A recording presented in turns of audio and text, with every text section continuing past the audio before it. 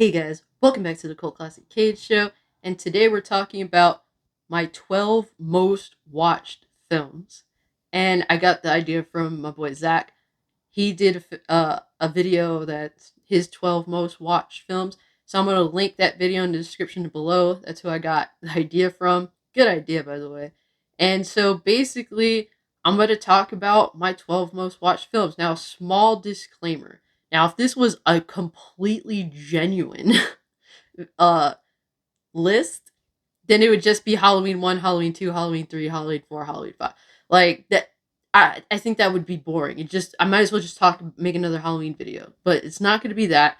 So when it comes to like I think there's two franchises here that I watch a lot of the films for. And so I picked my most watched of those franchises. So that's just a disclaimer up front. So the most watched film that I have from a particular franchise. So let's just get started with the most obvious. I mean, I'm wearing the shirt and I got the film right here. John Carpenter's Halloween 1978, the original film. This film, I don't need much of an excuse to break it out to watch it. If it be I bought it in a new format, or I just want a comfort film that I feel the most comfortable watching, that I love and adore, this film is it for me. I love popping in. My family members, they want to watch it. It's like, all right, let's do it. Like I just jump at the chance because it's so. I love watching this film. It's just so good. John Carpenter completely outdid himself. There really isn't much to say that I haven't already said. I mean, I have a video where I do a retrospective on it. Honestly, it's one of my best videos, but it's one of the most unwatched because I was fighting with YouTube copyright, and that's kind of when I didn't really know how to work YouTube very well. But yeah, like if you want to check that out, definitely check it out. My Halloween retrospective. Love this film. So many little details about it that are just amazing. And it is without a doubt my most watched film.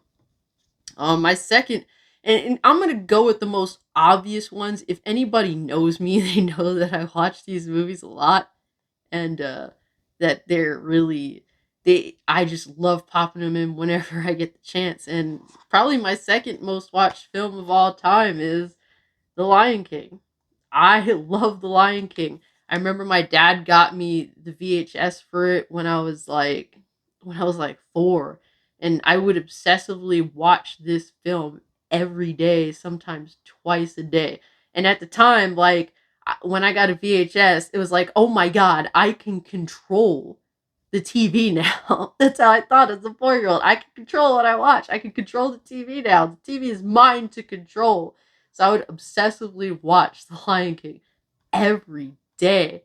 And just going back to it, even watching it now, it's so fucking good. It's genuinely it's such a great film. The voice acting's so great, the music is great, the animation is gorgeous. It is just a film that I adore watching whenever I watch it. And I don't get tired of it. Uh Anybody who knows me knows Bruce Lee is my man. I've been obsessed with Bruce Lee for so long, and just Enter the Dragon is the ultimate martial arts film. There's nothing that compares to it, and I love watching martial arts flicks, like especially like the old school ones.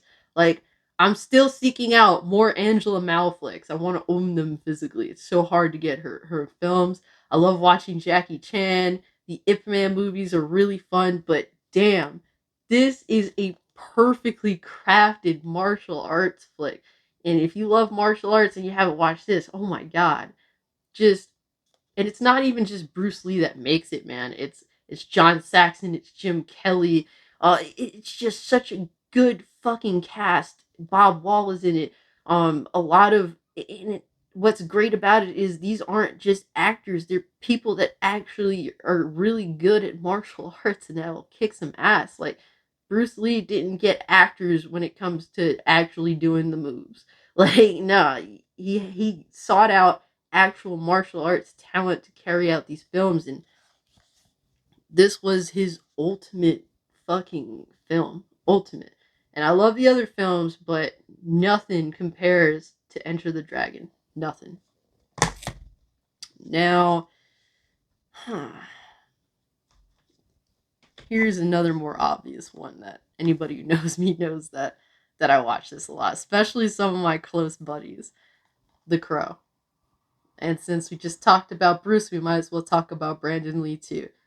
I love The Crow. It's this gothic fucking action film that's just there's nothing quite like it, man. And it's so sad that Brandon passed away, uh, like, and got seriously injured on set of making this film. It really showed his acting ability, and man, like I could pop this in and the feels, the amount of feels. It's like sometimes when I watch certain films, it's like almost I want to be depressed. I don't know what it is. This film gets to me, and when it does, I love it. It's just I could pop this in anytime, watch it with a friend or watch it by myself. That's what's great about it. It's like some movies like you're ashamed to watch with other people but this one is just you just pop it in and it's really cool. The music is amazing. Brandon is amazing. The dude, like his look is fucking sick. Like I can go on and on and on about why I love The Crow. It's just so freaking good. Now another one is from the next one is from a franchise that I do watch often. I watch it so often, but I picked my probably my most watched, and that is X-Men Days of Future Past. I love I love the X-Men movies. Not all of them, but I really love them, and this movie was a film that when it came out in theaters, I watched it multiple times. I don't know if it was like 2 or 3 times I went to the movies to see this, but it just I was hyped for it and the hype wasn't misplaced. Like I genuinely enjoyed this movie so much. And I think what made it work for me to get me so hyped was the fact that they brought back the original cast. It was so sick to watch the new cast and the original cast actually in the same movie. It was really sick. And it's a pretty good comic book flick. I really enjoy it. It's really fun. It's really fun. It brings back the people that we were dying to see at the time because I did want to get one more flick with the original cast, and the fact that they at least made cameos was sick. I love the ending. It's just so sick. Now when it comes to the other films, I watch 1, 2, and 3 so much. I watch X-Men, the OG. I watch X2, X Men United, and even X Men The Last Stand. Even though it's disappointing, I actually do like that film. It has its problems, but when I watch the first two flicks, I just have to throw in that third one too. But out of all of them, I think Days of Future Past is the one I do watch the most. Now, we did talk about one John Carpenter flick, and I tried not to throw too many John Carpenter flicks on here. But I think the second John Carpenter flick I do watch the most is Christine. Christine is such a good ass movie. The car is so sick. Christine is a beautiful fucking car. And just the music is really good and the acting is really, really good. It's really interesting where this film goes. And I don't think it's a very popular watch among John Carpenter's flicks. I guess you can consider it a cult classic Cage. But if you haven't watched Christine, definitely give it a try. It's really, really good. It's a movie that I genuinely like. It's like comfort food for me as well. Like it's really interesting watching. I forget what his name is, but Keith Gordon. It's interesting watching Keith Gordon's acting change over the course of this film. It's really cool. He does such a good job with it. He's genuinely really good actor. He was also in Dress to Kill. He was really good in that. Really underrated actor. Just the effects of when we watch Christine actually like fix the car actually starts to fix itself. the way John Carpenter did that was fucking sick. It really was. He was freaking amazing, such an amazing director. I grow to love John Carpenter more and more and more as time goes on, and yeah, this is one that if you haven't watched it, definitely give it a shot. Definitely, I highly recommend it. Now, when it comes to other John Carpenter flicks, the two others I'd say I watch a lot is The Fog. I love The Fog, but I didn't put it on this list because I didn't want to hammer the list with John Carpenter flicks.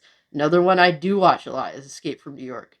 Really two awesome films. I would love to talk about them in more depth at some point. I would love to talk about some of these more depth. But yeah, those I also watch quite a bit.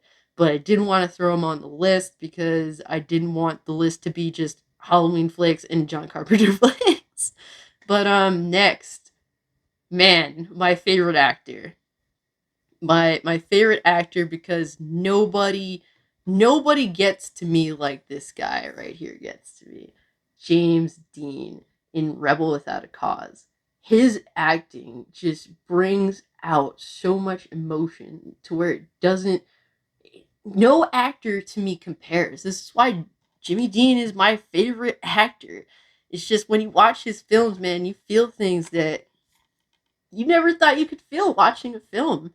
The way he's body acting in this film, his acting in general, the way he says things, you just never know what to expect with him, but what he goes with, it's just so James Dean. Uh the most I one of the most iconic scenes, you're tearing me apart. It's great. It's just so good. He's just so good. One of the scenes I love is when the little gang that kind of wants to fuck with him. They pop the tire in his car, and you hear it deflating, and you just see Jimmy start deflating with it too. It's just, and they didn't tell him to do any of this shit. He just did that himself. Like, he was just so gifted. The fact that this dude only starred in three films, and he's my favorite actor of all time says it enough. If you haven't seen Rebel Without a Cause, it's a great watch. Just the dynamic between him and his parents, basically the way that they don't mesh together and why, and then just watching him try to create his own family with Natalie Wood and Sal Mineo. And it's a really good cast of characters. Honestly, really good cast. You got Sal Mineo, Natalie Wood, uh, Dennis Hopper's in this. This is one of Dennis Hopper's first flicks that he did, if I'm not mistaken. It's definitely one of the first. He was so young, and just, it's definitely worthy watch. It's something that if you're a young person, this movie speaks to every generation of young people in some way, shape, or form. Definitely worth watching. Super fucking amazing. And this is my favorite actor, so I'm gonna have to go into it. And this honestly is my favorite film of his. So Rebel is amazing. Rebel is the one that always sticks out to everyone. But to be honest with you, East of Eden is my favorite James Dean movie. And I know that may sound weird to some people that watch James Dean, especially since Rebel Without a Cause is his biggest film. And Giant is a huge production of a film. It can honestly be called a masterpiece in some ways. But this East of Eden, man, every time I watch this, I fucking cry. The way James Dean's acting is, he's just so, you just don't know what he's gonna do next, and it's just insane. And it's some of the ways it's like Rebel Without a Cause too, and just watching him try and earn the love of his father. It's like a Cain and Abel story, but it kind of flips the Cain and Abel story on its head in some ways. It's really sick. It's so good. James Dean is amazing. Julie Harris is also in this, really good actress. Definitely did a good job with it. Raymond Massey plays his father, also really good actor. If you're not into old flicks but want to watch some that are definitely worth watching. If you're a film watcher but you don't watch old flicks, you need to watch Rebel and East of Eden at least once. And if you like James Dean's acting, and you've seen Rebel and you like it, but more than likely, a lot of people probably haven't seen this. Definitely check out East of Eden. It's honestly my favorite movie. I've watched this so much, and I end up feeling so depressed afterwards. But it's just like, I need this. I don't know why, but it's so amazing, and I need this. It's I don't know what else to say, man, without having to do like a whole video on its own. But definitely worth the watch. Very, very good movie. Just watching James Dean's acting and his body acting, he just really goes for it in this flick, and that's why I really love it. And it was the only movie James Dean did of his own that he got to see within his lifetime. It's kind of sad that he didn't get to see Giant or Rebel Without a Cause, but he did see that, and absolutely amazing film. Now, the next film is a sequel, shockingly, to one of the greatest films ever made, honestly, and that is Psycho 2. Now, Psycho, the original, is a masterpiece, without a doubt. It's one of the most important horror films that was ever made. But I enjoy watching Psycho 2 so much more. Like, Psycho, it's just you watch it, you love it, you appreciate it, it's a masterpiece, but this is just fun. Psycho 2 is arguably the best sequel ever made in terms of it really respecting the source material, the original film itself, and respecting just everything about it, the director. Like, they really just go all out. They bring back Anthony Perkins. They bring back, what is her name? Vera Miles, who was in the original as well. So they really respect it by bringing back the original cast. What who they could bring back. It's if you haven't watched this, it's a worthy sequel watching. I really love it. Anthony Perkins, some of his best acting is here, honestly. And it really, you would think that Psycho 2, it's obvious what's going to happen. Man, this film keeps you on your toes. They really, really crafted a really good story that is fun. I really love Meg Tilly in this. She is awesome. Vera Miles' part of the film really is what kind of just makes shit crazy. And they really, what is important, they really respect Alfred Hitchcock. They respect his work. They respected him. There's like, you see in one of the scenes, you see a silhouette of his head. That's a classic silhouette of his. It's really cool. They really pay homage to Alfred Hitchcock. The people behind it wish that he could have seen this film. They thought that he would have genuinely enjoyed it. And so this film is, to me, one of the best sequels ever made. If you haven't watched it, please give it a try and let me know what you think about it. If you have watched it, let me know what you think about it. I don't talk about this film enough, and I don't hear it spoken of enough. I think it really should. This is something that if you're going to do sequels, this should be held on a pedestal of what you want to achieve in terms of quality. Next. So, next up is Terminator. And not Terminator 2. A lot of people are probably shocked. Though Terminator 2 used to be one of my most watched films. But honestly, I've grown to love the original Terminator so much more. And that's not saying that the original Terminator is necessarily a better film. I just enjoy it more.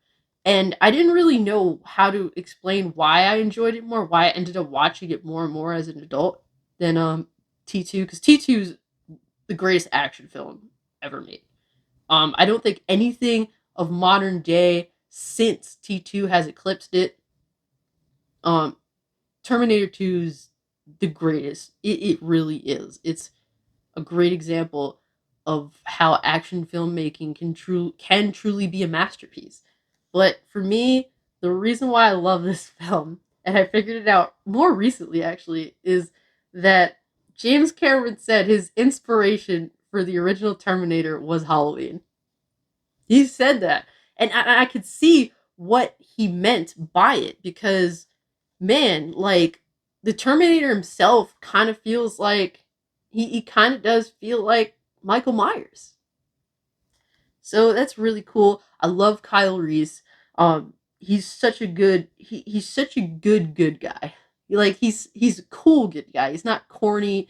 I mean, you really believe him when he's saying that the future is fucking bleak. And in those flashbacks where they show all that shit, it's really crazy. But Arnold walks in there like he's Michael Myers on steroids and just starts wreaking havoc. He doesn't give a fuck. He wants to kill Linda Hamilton so bad. And just the little things, man, like how his body was degrading over time, how when he jumped through the fire, when he went to jump on the car that Kyle Reese was backing up in, you noticed that his hair was like cut more, and it's because the fire burned it. Like the little details is what makes this film so good, and the way I love the way Schwarzenegger's dressed in this. He looks so fucking sick. Like the outfits that he's wearing, so sick. Just watching Kyle Reese struggle, man. It really like it's just an addiction. I just love watching the original Terminator. I watch it more than Terminator 2 these days.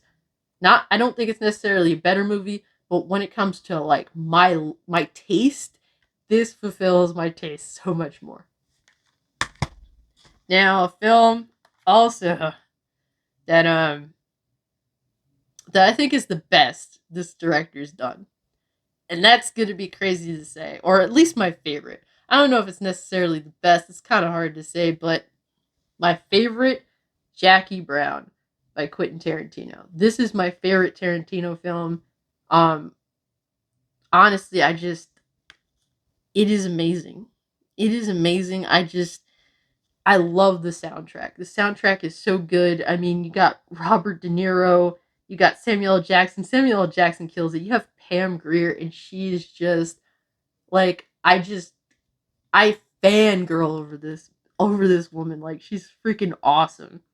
She's awesome. And then Bridget Fonda, Michael Keaton, like it is a stacked cast. It is a really stacked cast. This flick is just so much fun. Like the part, some of Samuel L. Jackson's lines, man, they are so memorable. Like when he looks around at one of his girlfriend's houses, he's like, what is this? This is some repugnant shit. Like just the way he says things is just so amazing.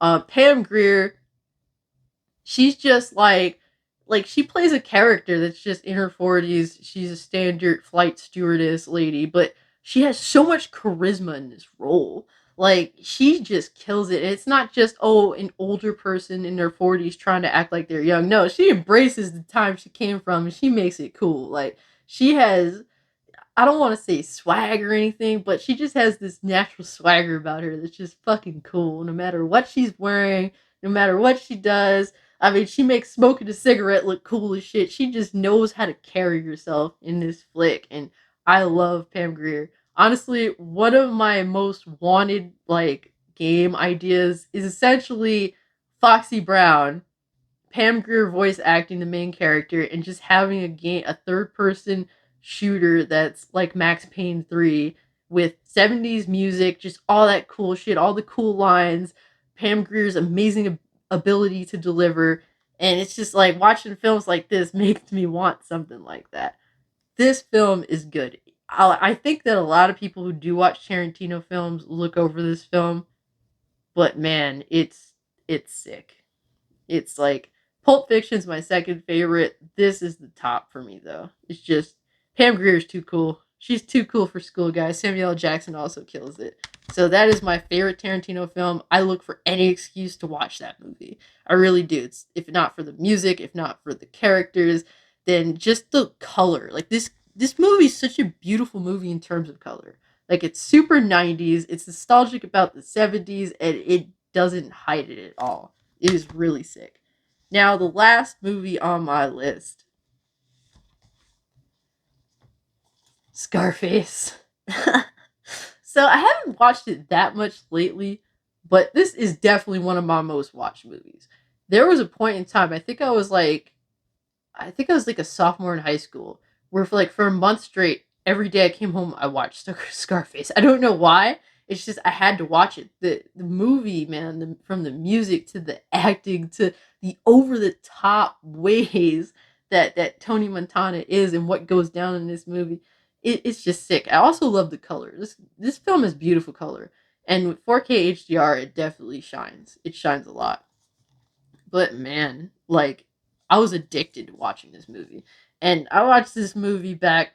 I mean, a lot of these movies I watched when I was a kid that I shouldn't have been watching. This is one where I snuck into my parents' like dresser that they had their movies in when I was like 4 or 5, and I pulled out the VHS, the two VHSs that came with the Scarface. It came with two VHSs, and I watched that when I was like maybe I was like 5 or 6. I can't remember the age, but I definitely shouldn't have been watching this movie, and I've loved it ever since. It's crazy. It's over the top. It's fun. It's colorful. It's Al Pacino. Al Pacino's most insane work, and Al Pacino is known for being over the top. And this is just I don't. I won't say this is the best gangster movie ever made because it's not. But to me, it's one of the most fun, without a doubt. So yeah, let me just count this real quick. 1, 2, 3, 4, 5, 6, 7, 8, 9, 10, 11, 12. Okay, so I could do counting. So we got 12 there. So yeah, guys, that's my list. And let me know what you think. Let me know if you're interested in watching any of these movies if you haven't watched them before. Let me know what's your most watched movies of all time. Like what if you guys just love popping in when any opportunity that you get. There's definitely some films that I've also haven't mentioned that I have watched a lot. I do watch a lot, like Karate Kid, stuff like that. Just a lot of fun. I love to watch fun movies, but are still like they have something of worth to add to the medium. So that's honestly why I watch a lot of the movies that I watch, or I'm just obsessed with an actor like Bruce Lee or James Dean or like Michael Myers. Yeah, that's my list, and I'm sticking to it. Anyways, guys, uh, thanks for tuning in with me, and with all being said, I'm out. Peace.